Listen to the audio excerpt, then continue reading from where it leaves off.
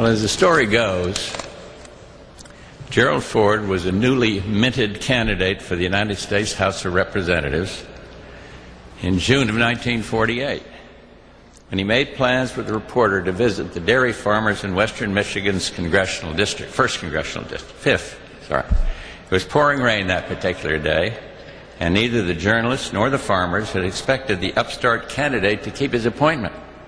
And yet he showed up on time because he explained to the journalists, they milk cows every day, and besides that, I promised. Long before he arrived in Washington, Gerald Ford's word was good. During the 3 decades of public service that followed his arrival in our nation's capital, time and again, he would step forward and keep his promise, even when the dark clouds of political crisis gathered over America. After a deluded gunman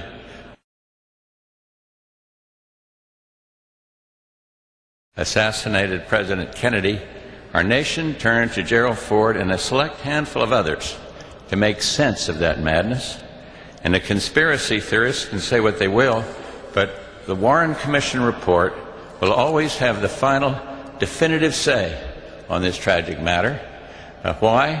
Because Jerry Ford put his name on it, and Jerry Ford's word was always good.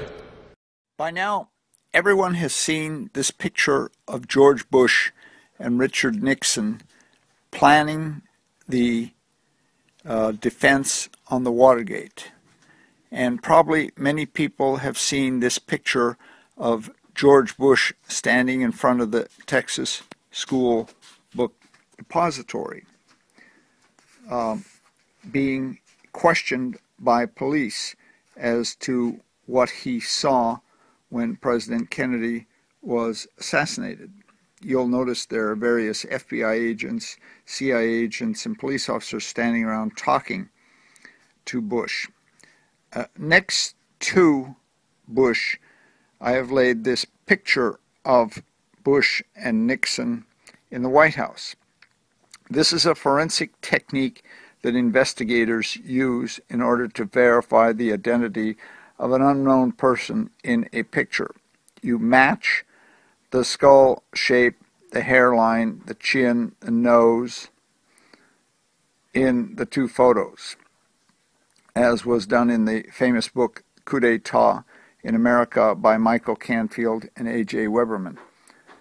This series of photos in the book proves beyond a shadow of a doubt that the actual assassins of John Kennedy were E. Howard Hunt and Frank Sturgis. In the same vein, we're attempting to prove that this is a picture of George Bush standing in front of the Texas School Book Depository before, during, and after the assassination of President Kennedy. You will notice this person is wearing the same type of tie, white shirt, suit, has his hands in his pockets, just like George Bush in the White House picture, is the same height, is the same weight, wearing the same pants, the same style of pants, same shoes in both pictures. This is very strong evidence to suggest that this is a picture of George Bush in front of the Texas School Book Depository during the assassination of President Kennedy.